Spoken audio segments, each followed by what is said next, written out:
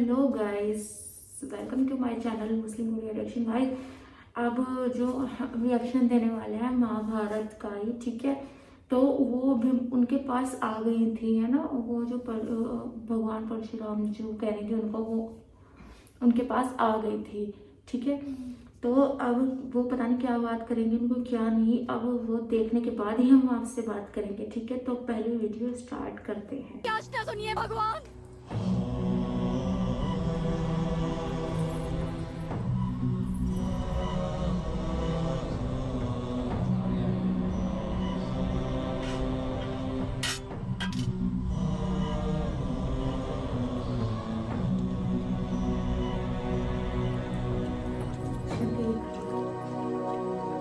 ओम त्र्यंबकम यजामहे सुगंधिम पुष्टिवर्धनम उर्वारुक्मिव बंधनान मृत्योर्मोक्षीयमामृतात्।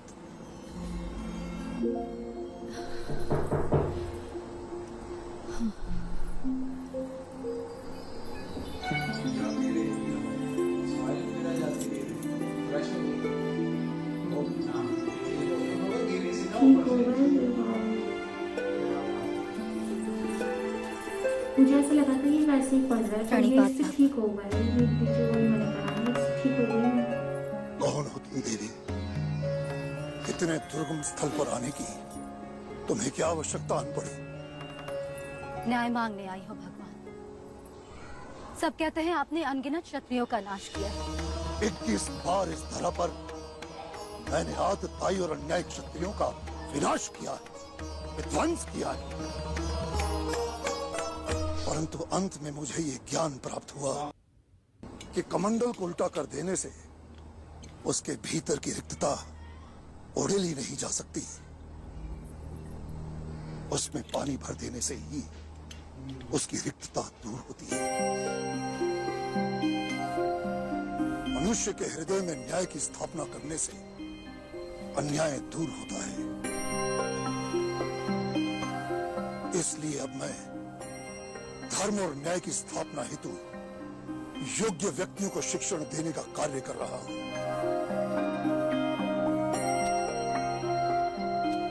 यदि तुम्हारे साथ कोई अन्याय हुआ है देवी, तो तुम हस्तिनापुर जाओ।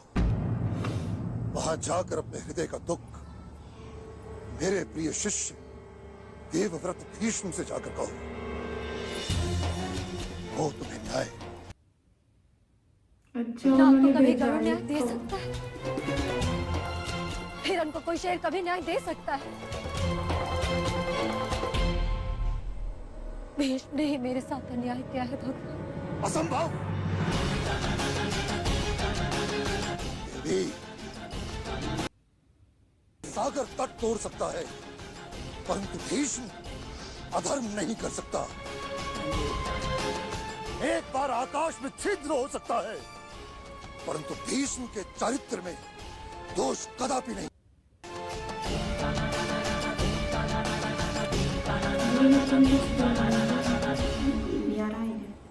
अपने हृदय को खोजो देवी।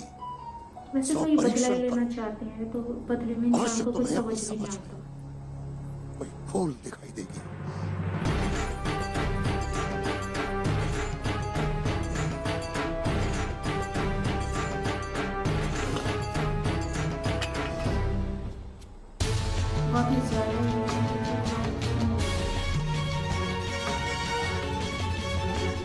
उसने मेरे साथ बहुत अन्याय किया है। उसने मेरे स्वप्नों की चिता जलाकर मुझे उसमें जलने के लिए छोड़ दिया है भगवान। आतंक मचाया है उसने मेरे जीवन में। आपको मेरी याद तो नहीं होगी। यदि भीष्म के कार्य में मुझे अन्याय दिखाई देगा देवी, तो मुझे अपने ज्ञान पर संदेह होगा। इतना विश्वास है मुझे अपने शिष्य पर। जाओ, घर लौट जाओ। ईश्वर तुम्हें सब बुद्धि दे। भगवान भगवान, आप मेरा त्याग नहीं कर सकते। जगत से सबको न्याय दिलाने का आपने वचन दिया है। भगवान परशुराम, भगवान परशुराम, भगवान परशुराम।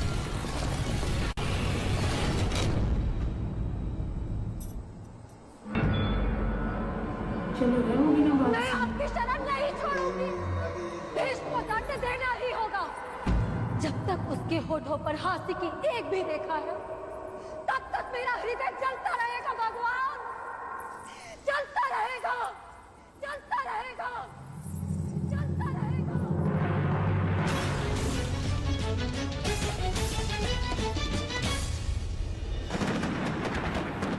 युवराज विचित्र वीर्य के राज्य अभिषेक की विधि आरंभ हो।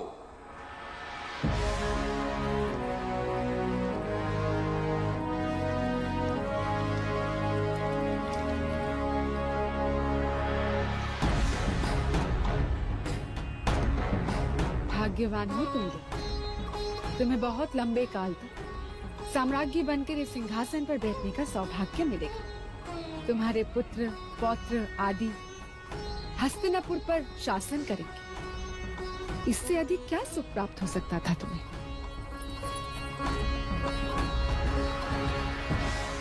पता नहीं तुम्हारी बहन को इस सुख का अवसर क्यों नहीं दिखा।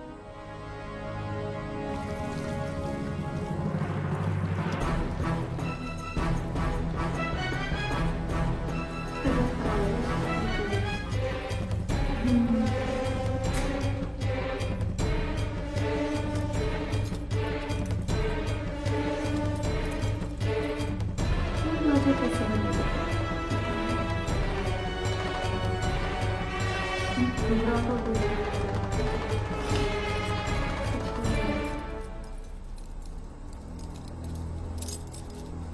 राज अभिषेक संपन्न हुआ। अब महामहिम भीष्म के द्वारा मुकुट पहनने के पश्चात आप राज सिंहासन ग्रहण कीजिए।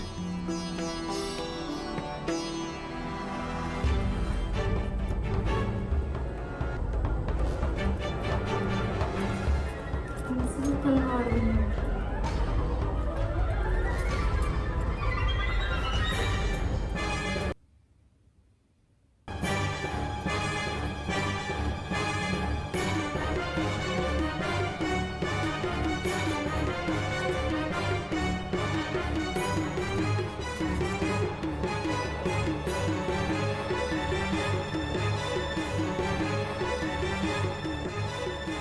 राजमाता, आर्य का स्वास्थ्य कुछ बिगड़ रहा है। अंबालिका, शुभ घड़ी में ऐसी अशुभ बातें मत करो।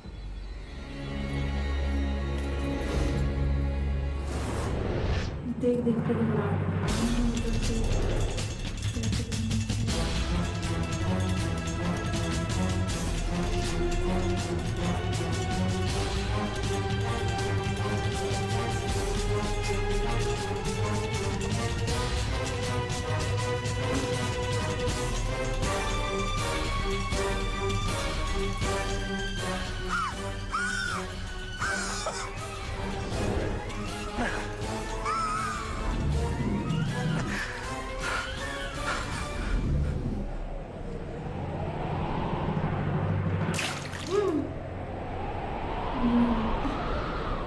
वो निकला है।